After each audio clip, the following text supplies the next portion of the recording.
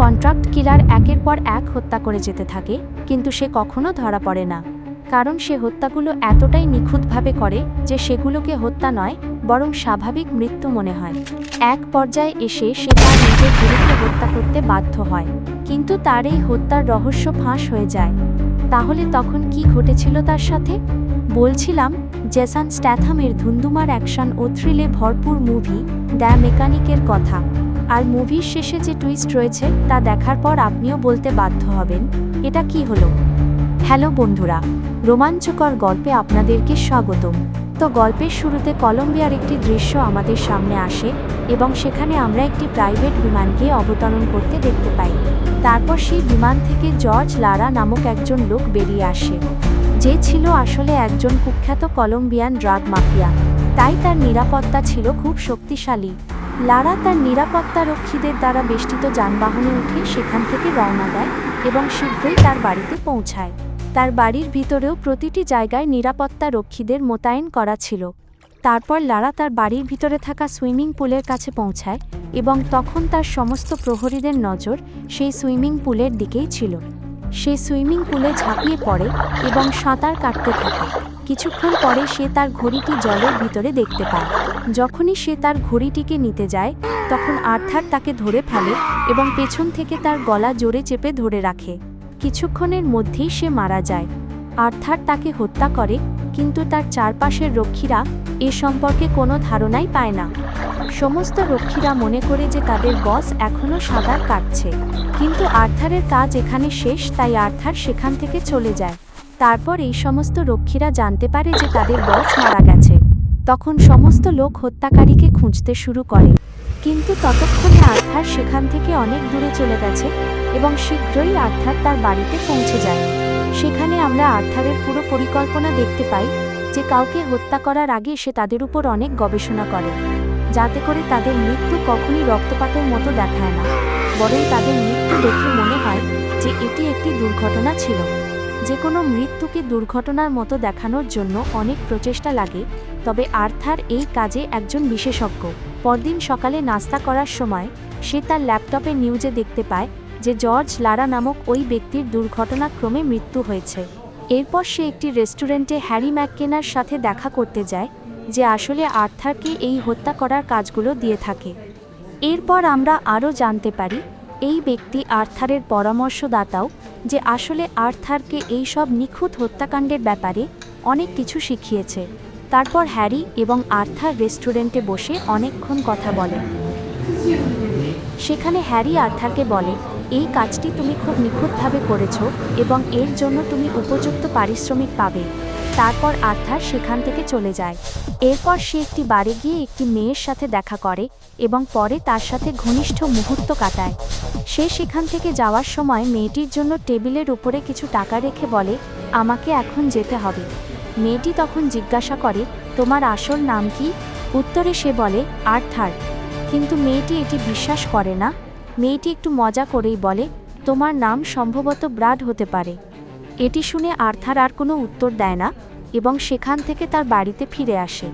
সে যখন ল্যাপটপে তার পরবর্তী টার্গেট সম্পর্কে কানসাস ক্লাসিফাইডে অনুসন্ধান করছিল, তখন সে দেখতে পায় যে হ্যারিকে হত্যা করার জন্য কেউ একজন অ্যাড দিয়েছে। আসলে কাউকে হত্যা করার প্রয়োজন হলে সংস্থাগুলো মেকানিক প্রয়োজন এই শিরোনামে অ্যাডস দিয়ে থাকে। হ্যারিকে হত্যা করার অ্যাডটি দেখে আর্থার সংস্থাটিতে কল করে এবং বলে যে তাদের কোথাও একটা ভুল হচ্ছে। তখন সংস্থা থেকে একটি মেয়ে বলে যে না, সব কিছুই ঠিক আছে, সে পুনরায় চেক করে দেখেছে। তখন আর্থার বলে যে সে সংস্থার ডিনের সাথে দেখা করতে চায়। এটি বলার পর সে তার ফোনটি ডাস্টবিনে ছুঁড়ে ফেলে দেয়। তারপর আর্থার একটি প্রাইভেট বিমানে করে ডিনের সাথে দেখা করতে যায়। সেখানে ডিন তাকে বলে, হ্যারি তার দলের সাথে বিশ্বাসঘাতকতা করেছে। আফ্রিকায় একটি অভিযানের সময় সে তার দলের 5 জন খুনিকে হত্যা করেছে। আর এই ব্যাপারে আমি নিশ্চিত, কারণ এই অভিযানের কথাটি শুধুমাত্র আমি এবং হ্যারি জানতাম। কিন্তু এই সব জানার পরেও আর্থার এই সব বিশ্বাস করতে চায় না। তখন ডিন তাকে হ্যারির ব্যাংক অ্যাকাউন্টের লেনদেন দেখিয়ে বলে, হ্যারি অন্য কারো সাথে চুক্তি করেছে সংস্থার বাইরে, যা সংস্থার জন্য হুমকি স্বরূপ। তাই তাকে হত্যা করাটা জরুরি এবং এই কাজের জন্য তুমিই সঠিক ব্যক্তি। এটি করার জন্য তোমার হাতে 48 ঘন্টা সময় আছে। যদি তুমি এটি না করতে চাও তাহলে কাজটি অন্য কেউ করবে। এই বলে ডিন সেখান থেকে চলে যায়। রাতে আর্থার বিষয়টি নিয়ে বেশ ভাবতে থাকে। এক পর্যায়ে সে হ্যারিকে ফোন করে এবং বলে যে ডিনের লোকেরা তোমাকে হত্যা করতে আসছে, তাই তোমাকে যত তাড়াতাড়ি সম্ভব তোমার অফিস থেকে বেরিয়ে যেতে হবে। এই কথা বলার পরে আর্থার হ্যারিকে বলতে শুরু করে যে সে কিভাবে তার অফিস থেকে বেরিয়ে আসবে। সে প্রথমে হ্যারিকে সেখানের বিদ্যুৎ এবং সিসিটিভি ক্যামেরা বন্ধ করতে বলে এবং বিল্ডিংয়ের বেসমেন্টে আসতে বলে। সেখানে এসে হ্যারি দেখে যে তার গাড়ির গ্লাসে গুলির চিহ্ন এবং গাড়ির তারগুলো ছেঁড়া। সেই সময় আর্থার যখন তার সামনে আসে তখন তার আর বুঝতে বাকি থাকে না যে ডিন তাকে হত্যা করার জন্য যে ব্যক্তিকে পাঠিয়েছে সেটি আর্থারই। তখন হ্যারি আর্থারকে বলে, তুমি আমাকে দিয়েই আমার নিরাপত্তা রক্ষীদের ধোঁকা দিয়েছ, তাই এখন তারাও জানে না আমি কোথায় আছি। বাহ, তাহলে এখন তুমি আমাকে কিভাবে মারবে? হয়তো তুমি আমার মৃত্যু নিয়ে সেই পুরানো গল্প বানাবে যে কেউ আমার কাছ থেকে ছিনতাইয়ের চেষ্টা করছিল এবং এর মধ্যেই সে আমাকে মেরে ফেলেছে। এই কথা বলার পর হ্যারি একটি বন্দুক বের করে তার গাড়িতে 3টি গুলি করে এবং বন্দুকটি আর্থারের হাতে দিয়ে বলে, হয়তো এখন তোমার গল্পটা আরও বাস্তবসম্মত মনে হবে এবং লোকেরা ভাববে যে আমি নিজেকে বাঁচিয়েছি, আর তুমি যদি আমাকে না মারো তাহলে তারা আমাকে মারার জন্য অন্য কাউকে পাঠাবে। তাই আমার মনে হয় যে কাজটি তুমিই করো, অন্তত এর জন্য তোমার আফসোস তো থাকবে। তারপর আর্থার হ্যারিকে গুলি করে হত্যা করে এবং সেখান থেকে চলে যায়। সে বাড়িতে বসে কিছু একটা ভাবতে থাকে। পরের দিন সকালে আমরা হ্যারির ছেলে স্টিভকে তার বাবার কবরের সামনে দাঁড়িয়ে থাকতে দেখতে পাই। তখন সেখানে আর্থার স্টিভ ম্যাককেনার সাথে দেখা করে। স্টিভ এবং আর্থার দুজনকে অনেক দিন ধরে চেনে, কারণ হ্যারি আর্থারের পরামর্শদাতা ছিলেন। তারপর স্টিভ এবং আর্থার গাড়িতে করে হ্যারির বাড়ির দিকে যেতে থাকে। গাড়িতে বসে আর্থার স্টিভকে বলে, তোমার বাবা তোমার কথা খুবই মনে করত এবং সে তোমাকে খুব ভালোবাসত। বাড়িতে পৌঁছানোর পর আমরা স্টিভকে খুব দুঃখিত দেখতে পাই এবং সে হ্যারির সাথে তার সম্পর্কে কথা বলতে শুরু করে। তখন টেবিলের উপর রাখা কিছু বন্দুক স্টিভকে দেখিয়ে আর্থার জিজ্ঞাসা করে, এগুলো দিয়ে তুমি কি করবে? তখন স্টিভ বলে, আমি শহরের সব গাড়ি চোরদেরকে মেরে ফেলব। হয়তো এর ভিতরে আমি আমার বাবার খুনিকেও পেয়ে যাব। সেই চোর খুবই নির্দয়, সে একজন প্রতিবন্ধী ব্যক্তির প্রতি কোনো দয়া করেনি এবং সে একজন প্রতিবন্ধী ব্যক্তিকে হত্যা করেছে। এই সব শোনার পর আর্থার কিছু না বলেই সেখান থেকে চলে যায়। কিন্তু স্টিভ খুব দুঃখিত, তাই সে তার বাড়িতে গুলি চালাতে শুরু করে এবং সে প্রচুর মদ্যপান করে। রাতে সে তার গাড়িটি নিয়ে একটি নির্জন জায়গায় পার্ক করে। তারপর সেখানে একজন চোর আসে এবং সে স্টিভের দিকে বন্দুক তাক করে বলে যে, আমি তোমার গাড়ি চাই। স্টিভ আসলে এরকম কারো জন্যই অপেক্ষা করছিল, কারণ সে মনে করেছিল যে এরকম কোনো চোরই তার বাবাকে হত্যা করেছে। তাই স্টিভ তখন তার কথায় সেই চোরকে বিভ্রান্ত করে এবং চোরের কাছ থেকে বন্দুক কেড়ে নেয়। শীঘ্রই সে চোরকে আক্রমণ করে এবং তাকে খুব মারতে শুরু করে। যখন চোরটি প্রায় আধ মরা হয়ে যায় তখন স্টিভ তার বন্দুক বের করে এবং চোরকে গুলি করতে উদ্যত হয়। তখন হঠাৎ আর্থার সেখানে এসে বলে, তুমি কি পাগল হয়ে গেছো? তুমি তাকে কেন হত্যা করছো? সে তোমার বাবাকে হত্যা করেনি।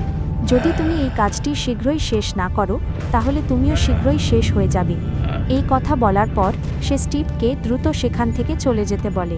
পরের দিন সকালে স্টিভ আর্থারের সাথে দেখা করে এবং বলে, আমার বাবা তোমার পরামর্শদাতা ছিলেন। তিনি আমার পরিবর্তে তোমাকে বেছে নিয়েছিলেন এবং তোমাকে সেই সমস্ত জিনিস শিখিয়েছিলেন যা তার আমাকে শেখানো উচিত ছিল। সে তোমাকে সবকিছু শিখিয়েছে, তাই আমি চাই তুমি এখন আমাকে শেখাও, কারণ তুমি আমার বাবার কাছে ঋণী এবং সেই ঋণ শোধ করার জন্য তোমাকে আমায় সব শেখাতে হবে। কিন্তু এই সব কথা শোনার পর আর্থার কোনো উত্তর দেয় না। সে বাড়ি ফিরে হ্যারির ছবিটি দেখতে থাকে এবং অনেক চিন্তা ভাবনা করে। পরের দিন সকালে আর্থার স্টিভকে ফোন করে বলে, আমি তোমাকে শেখাতে প্রস্তুত। আগামীকাল ভোর 7টায় আমার সাথে দেখা করতে এসো। এবং পরের দিন সকালে স্টিভ আর্থারের সাথে দেখা করতে আসে। আর্থার তাকে একটি পোষা প্রাণীর দোকানে নিয়ে যায় এবং তাকে একটি কুকুরের বাচ্চা কিনতে বলে। তারপর আর্থার তাকে গাড়িতে করে বাড়ির সামনে নামিয়ে দেয় এবং বলে, এই কুকুরের বাচ্চাটিকে পোষ মানাও এবং আগামীকাল সকাল 11টায় আমার সাথে দেখা করো। পরের দিন আর্থার তাকে বলে, আজ থেকে 3 সপ্তাহ পর্যন্ত তুমি প্রতিদিন কুকুরের বাচ্চাটিকে সাথে নিয়ে রিভারডেলের এই ক্যাফেতে যাবে। তুমি সেখানে 1 ঘন্টা করে থাকবে এবং ব্ল্যাক কফি অর্ডার করে জানালার পাশের টেবিলটাতে বসে নিউজ পেপারে পাজল সলভ করবে। এখান থেকে স্টিভের প্রশিক্ষণ শুরু হয়। আর্থার প্রতিদিন স্টিভকে কিছু না কিছু শেখাতে থাকে। সে স্টিভকে বলে, আমরা সরাসরি কাউকে হত্যা করি না। আমরা কখনো এমন কিছু করি না যাতে মনে হয় এই লোকটিকে খুন করা হয়েছে। যদি তুমি এই ব্যবসায় নামতে চাও তাহলে তোমাকে এই বিষয়গুলো শিখতে হবে। তোমাকে খুঁজে বের করতে হবে কিভাবে একজন মানুষকে হত্যা করা যেতে পারে যাতে তার মৃত্যু একেবারে স্বাভাবিক দেখায়। এই সব জিনিস বুঝতে হলে তোমাকে মানবদেহ সম্পর্কে অনেক কিছু পড়তে হবে এবং জানতে হবে। স্টিভের প্রশিক্ষণ এভাবেই চলতে থাকে। এরপর আর্থার একদিন স্টিভকে একজন আর্মস ডিলারের কাছে নিয়ে যায় এবং তারা দুজনেই একটি চুক্তি করার অজুহাতে লোকটির রুমে প্রবেশ করে। কথা বলার এক পর্যায়ে আর্থার লোকটির গলায় বেল্ট পেঁচিয়ে ধরে তাকে হত্যা করে। তারপর লোকটির দেহটি এমনভাবে ঝুলিয়ে দেয় যে এটি দেখার পরে মনে হয় যে লোকটি পা পিছলে গলায় ফাঁস লেগে মারা গেছে। স্টিভ এই সমস্ত জিনিস খুব মনোযোগ সহকারে দেখে। তারপর আর্থার স্টিভকে তার বাড়িতে নিয়ে যায়। স্টিভ ঘরে প্রবেশ করার সাথে সাথেই একটি গান বাজানোর চেষ্টা করে। তখন আর্থার তাকে থামিয়ে দিয়ে বলে, এই টেপটি কখনো ধরবে না। তারপর আর্থার স্টিভকে তার প্রথম টার্গেটটি দেয়। যখনই স্টিভ সেই লোকটির ছবি দেখে যাকে তার হত্যা করতে হবে, সে বুঝতে পারে যে এটা সেই লোক যাকে সে প্রতিদিন ক্যাফেতে দেখেছে। আর লোকটির সাথে ঘনিষ্ঠ হওয়ার জন্য আর্থার বারবার তাকে সেই ক্যাফেতে পাঠিয়েছিল, কারণ আর্থার জানত যে এই লোকটি কুকুরের বাচ্চা পছন্দ করে এবং সে একজন সমকামী। তারপর আর্থার স্টিভকে লোকটির সাথে ঘনিষ্ঠ হতে বলে। আর্থার তাকে ফ্লুনিট্রাজিপাম নামক একটি ঔষধ দেয় আর বলে যে লোকটিকে একটি বারে নিয়ে গিয়ে প্রচুর পরিমাণে অ্যালকোহল পান করাতে এবং ওষুধটি তার অ্যালকোহলে মিশিয়ে দিতে, যার ফলে লোকটি মারা যাবে এবং সবাই ভাববে যে সে অতিরিক্ত অ্যালকোহল পান করার কারণে মারা গেছে। সব কিছু পরিকল্পনা অনুসারেই চলে। স্টিভ সেই লোকটির সাথে বারে যায়, কিন্তু স্টিভ লোকটির পানীয়তে ওষুধটি মেশায় না, কারণ আর্থার যেভাবে সেই আর্মস ডিলারকে হত্যা করেছিল তার রুমের ভিতরে স্টিভের মনে সেই দৃশ্যটা গেঁথে গিয়েছিল। স্টিভও একইভাবে এই লোকটিকে হত্যা করতে চেয়েছিল, তাই সে এই লোকটির পানীয়তে ওষুধ মেশায় না, বরং লোকটির সাথে তার বাড়িতে যায়। কিন্তু আর্থার বারবার স্টিভকে লোকটির সাথে তার বাড়িতে যেতে নিষেধ করেছিল, কারণ এই লোকটি খুবই বিপজ্জনক। সেও একজন খুনি, কিন্তু সে অন্যান্য গ্যাংয়ের জন্য কাজ করে এবং সেই সাথে এই লোকটি খুব শক্তিশালী। তার উচ্চতা 6 ফুট 7 ইঞ্চি এবং সে সহজেই স্টিভকে মেরে ফেলতে পারে। কিন্তু স্টিভ এই সমস্ত বিষয়ের পরোয়া করে না, তাই সে লোকটির সাথে তার বাড়িতে যায়। এক পর্যায়ে সে লোকটিকে আক্রমণ করে, কিন্তু লোকটি খুব শক্তিশালী হওয়ায় সে উল্টো স্টিভকে আক্রমণ করে বসে। দুজনের মধ্যে তীব্র লড়াই শুরু হয়, কিন্তু অবশেষে স্টিভ একটি বড় স্ক্রু ড্রাইভার দ্বারা লোকটিকে হত্যা করতে সক্ষম হয়। সে এই লোকটিকে খুব নৃশংসভাবে হত্যা করে। লোকটিকে হত্যা করার পর যখন স্টিভ আর্থারের কাছে পৌঁছায়, তখন আর্থার তার উপর খুব রেগে গিয়ে বলে, আমি তোমাকে এই সব করতে নিষেধ করেছিলাম। তারপর যখন ডিন আর্থারকে তার পরবর্তী মিশন দেয় এবং তখন সে আর্থারকে জানায়, তুমি বাইরের কারো দ্বারা এই কাজটি করিয়েছ, যা আমাদের ব্যবসার জন্য মোটেও ভালো নয়, তাই এবার তুমি এই নতুন কাজটি নিজেই দেখবে। তখন আর্থার বলে, ঠিক আছে, আমি বিষয়টি দেখছি। যখন আর্থার পরবর্তী টার্গেটের ছবিগুলো দেয়ালে টানিয়ে দেখছিল, তখন সেখানে স্টিভ এসে উপস্থিত হয়। তখন স্টিভ এবং আর্থার একসাথে অনুসন্ধান শুরু করে। অনুসন্ধানের সময় তারা জানতে পারে যে তাদের একজন ধর্মীয় গুরুকে হত্যা করতে হবে, যার নাম অ্যান্ড্রু ভৌগান। তারা উভয়ই তাদের প্রস্তুতি শুরু করে এবং তারা এই ধর্মগুরু সম্পর্কে সবকিছু জানার চেষ্টা করে। অবশেষে তারা একটি পরিকল্পনা করে যে তারা এই ধর্মগুরুকে অ্যাড্রেনালিন নামক একটি ড্রাগ ইনজেকশন দেবে, যার ফলে সে ওষুধের অতিরিক্ত মাত্রার কারণে মারা যাবে। আর যদি সে এই ঔষধ থেকে বেঁচেও যায়, তবে ডাক্তার তাকে বাঁচানোর জন্য যখন অ্যাপিনেফ্রিন ইনজেকশন দেবে, তখন সে অবশ্যই মারা যাবে। তারপর তাদের পরিকল্পনা অনুসারে তারা শিকাগো যায় যেখানে সেই ধর্মগুরু অবস্থান করছিল। সেখানে পৌঁছে তারা লোকটির রুমে গোপন সিসিটিভি ক্যামেরা লাগিয়ে দেয় এবং নজর রাখতে থাকে। এক পর্যায়ে যখন তারা ধর্মগুরুকে হত্যা করার জন্য বিল্ডিংয়ের ভিতরে প্রবেশ করে, তখন ক্যামেরায় দেখতে পায় যে তার ডাক্তার তাকে ক্যাটামাইন স্যালাইন দিচ্ছে। এটি দেখার পর আর্থার বুঝতে পারে যে এখন তার ওষুধগুলি এই লোকটির উপর আর কাজ করবে না, তাই তাদের পরিকল্পনা পরিবর্তন করতে হবে। এরপর যখন এই গুরু একা থাকে তখন তারা তার গলার ভিতরে ক্যামেরা প্রবেশ করিয়ে তাকে শ্বাসরোধ করে হত্যা করে, যাতে সবাই ভাবে যে লোকটি অতিরিক্ত ওষুধের কারণে মারা গেছে। কিন্তু হঠাৎ সেখানে ডাক্তার আবার ফিরে আসে, তাই তারা দ্রুত দেয়ালের পিছনে লুকিয়ে পড়ে। ডাক্তার তখন লোকটির পালস পরীক্ষা করে দেখে যে লোকটি মারা গেছে। সে মনে করে হয়তো অতিরিক্ত ওষুধের কারণেই লোকটি মারা গেছে। যখন সমস্ত রক্ষীরা ভিতরে আসে তখন তারাও একই কাজ মনে করে। তারপর হঠাৎ স্টিভের হাত থেকে একটি স্ক্রু পড়ে যায়। তখন সেখানকার সকলেই বুঝতে পারে যে এই রুমে অন্য কেউ আছে। রক্ষীরা অনুসন্ধান করে স্টিভ এবং আর্থারকে দেওয়ালের পিছনে খুঁজে পায় এবং তাদের উপর আক্রমণ করে এবং চারদিকে গুলি ছুটতে শুরু করে। কিন্তু আর্থার এবং স্টিভকে হত্যা করা এত সহজ নয়। কিছুক্ষণের মধ্যে আর্থার এবং স্টিভ এই সমস্ত লোককে হত্যা করে সেখান থেকে বেরিয়ে যেতে সক্ষম হয়। এরপর তারা দুইজন দুই দিকে চলে যায়। আর্থার বলে যে পরে তারা বাড়িতে দেখা করবে, কিন্তু সেখান থেকে চলে যাওয়ার পর যখন আর্থার তার ফ্লাইটের জন্য অপেক্ষা করছিল তখন আর্থারের চোখ একজন লোকের উপর পড়ে। আর্থার লোকটিকে চিনতে পারে। এই লোকটি সাউথ আফ্রিকায় নিহত সেই 5 জনের মধ্যে রয়েছে যাদের মৃত্যুর জন্য হ্যারিকে দায়ী করা হয়েছিল। তাই আর্থার তাকে জীবিত দেখে হতবাক হয়ে যায়। দ্রুত আর্থার লোকটির কাছে পৌঁছায় একটি ট্রেনের ভিতর এবং তাকে বলে, তুমি মারা গিয়েছিলে কিন্তু তুমি এখনও কিভাবে বেঁচে আছো। তখন লোকটি আর্থারকে পুরো গল্পটি জানায়। ডিন আমাকে আমার 4 সঙ্গীকে হত্যা করতে বলেছিল এবং তাদের হত্যা করার পরে আমি নিজের মৃত্যুর একটি মিথ্যা গল্পও তৈরি করেছিলাম। বিনিময়ে ডিন আমাকে প্রচুর টাকা দিয়েছিল, কিন্তু হ্যারির আমাদের উপর সন্দেহ হয়েছিল, তাই ডিন হ্যারিকে হত্যা করতে চেয়েছিল। আর ডিনের পরিকল্পনা সফল হয়েছিল কারণ তুমি হ্যারিকে মেরে ফেলেছ।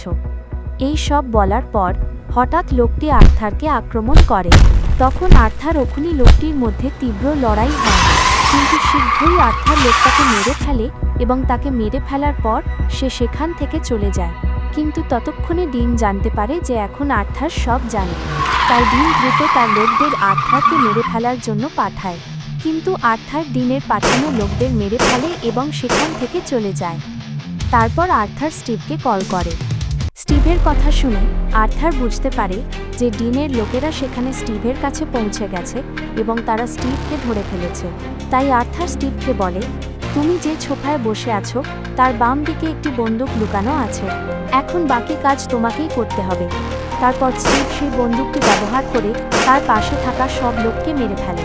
তারপর আর্থার বাড়িতে পৌঁছায় স্টিভের কাছে এবং স্টিভকে দ্রুত সব অস্ত্র নিয়ে গাড়িতে রাখতে বলে।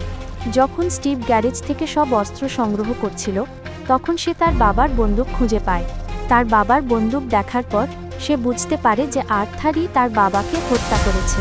কিন্তু স্টিভ তখন আর্থারকে কিছুই বলে না। সে ডিনকে হত্যা করার জন্য আর্থারের সাথে বোটে করে বের হয়ে যায়। কিন্তু পরে পথে গাড়িতে যাওয়ার সময় স্টিভ আর্থারকে জিজ্ঞাসা করে, তুমি কি কখনো এমন কাউকে হত্যা করেছো যাকে তুমি আগে থেকে চিনতে? উত্তরে আর্থার বলে, হ্যাঁ। তারপর স্টিভ তাকে আবার জিজ্ঞাসা করে, তোমার কি এটা নিয়ে আফসোস হয় না?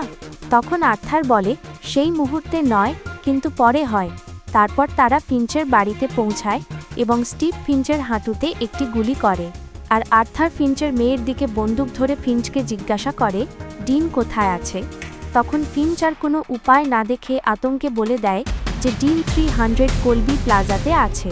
তখন তারা একটি পরিকল্পনা করে।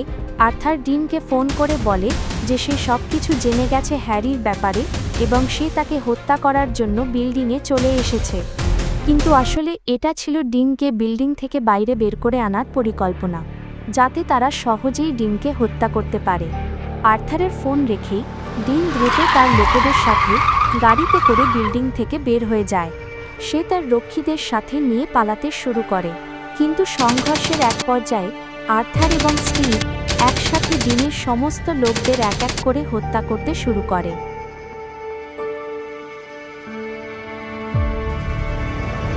অবশেষে তারা ডিনকেও হত্যা করে। ডিনকে হত্যা করার পর তারা গাড়িতে করে বাড়ি ফিরে যেতে শুরু করে। ফেরার সময় গাড়িতে বসে তারা দুজনেই বেশ কথা বলতে থাকে। এই কথোপকথনের মাঝখানে আর্থারের চোখ হঠাৎ স্টিভের জ্যাকেটের ভিতরে রাখা তার বাবার বন্দুকের উপর পড়ে।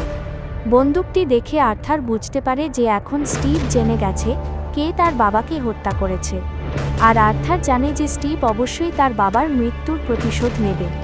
তারপর তারা একটি পেট্রোল পাম্পে এসে পৌঁছায় এবং স্টিভ গাড়ি থেকে নেমে গাড়িতে পেট্রোল ভরতে থাকে। কিন্তু পেট্রোল ভরার সময় স্টিভ গাড়িতে বেশি পেট্রোল না দিয়ে অনেকটা পেট্রোল গাড়ির নিচে ফেলে দেয়। সে একটু দূরে যেয়ে তার বাবার সেই বন্দুকটি বের করে গাড়িতে গুলি করে এবং গাড়িটি তখনই বিস্ফোরিত হয়। তখন স্টিভ ভাবে যে এই বিস্ফোরণে আর্থার মারা গেছে। তারপর স্টিভ আর্থারের বাড়িতে যায়। সেখানে গিয়ে সে আর্থারের টেপে সেই গানটি বাজায়। গানটি বাজানোর পর স্টিভ নিচের গ্যারেজে যায়, যেখানে আর্থারের সেই লাল গাড়িটি পার্ক করা আছে এবং আর্থার তাকে বলেছিল যে এই গাড়িটি কখনই না চালাতে। তাই স্টিভ সেই গাড়িটি চালাতে শুরু করে। তারপর সে গাড়ির সিটে একটি চিঠি দেখতে পায়, যেখানে লেখা আছে, স্টিভ, যদি তুমি এই চিঠিটি পড়ছ তখন তুমি মারা যাবে। স্টিভ চিঠিটি পড়ার সাথে সাথেই গাড়িটি বিস্ফোরিত হয় এবং স্টিভ সেখানেই মারা যায়। তারপর আমরা আর্থারের বাড়ি দেখি, যেখানে সেই গানটি বাজছে। গানটি শেষ হওয়ার সাথে সাথে পুরো বাড়িটিতে আগুন ধরে যায় এবং বাড়িটি বিস্ফোরিত হয়। কারণ এই সবই একটি সেটআপ ছিল, তাই আর্থার বারবার স্টিভকে গানটি বাজাতে এবং গাড়িটি চালাতে নিষেধ করেছিল। সম্ভবত আর্থার এই দিনের জন্যই এই সমস্ত জিনিসগুলি সেটআপ করে রেখেছিল। তারপর আমরা আবার পেট্রোল পাম্পের দৃশ্য দেখতে পাই। সেখানে আমরা দুজন রক্ষীকে দেখতে পাই, যারা সিসিটিভি ফুটেজ চেক করছিল। সিসিটিভি ফুটেজে তারা দেখতে পায় যে আর্থার গাড়িতে বসেছিল ঠিকই, কিন্তু স্টিভ গুলি চালানোর আগে সে গাড়ি থেকে বের হয়ে গিয়েছিল। যখন সেখানে বিস্ফোরণ ঘটে তখন আর্থার সেখান থেকে বেশ খানিকটা দূরে চলে গিয়েছিল। এখন আমরা আবার আর্থারকে দেখতে পাই যে একেবারে সুস্থ এবং সে অন্য একটি গাড়িতে করে সেখান থেকে চলে যায়। আর এখানেই গল্পটি শেষ হয়। কিন্তু বন্ধুরা, আর্থারের গল্প এখানেই শেষ নয়। আমরা শীঘ্রই আমাদের চ্যানেলে গল্পটির পরবর্তী অংশ নিয়ে আসব। তাই যদি আমাদের এই ভিডিওটি আপনাদের পছন্দ হয় তাহলে লাইক করুন, শেয়ার করুন এবং চ্যানেলটি সাবস্ক্রাইব করুন। দেখা হবে গল্পের পরবর্তী অংশে। সে পর্যন্ত ভালো থাকুন, সুস্থ থাকুন এবং রোমাঞ্চকর গল্পের সাথেই থাকুন। ধন্যবাদ।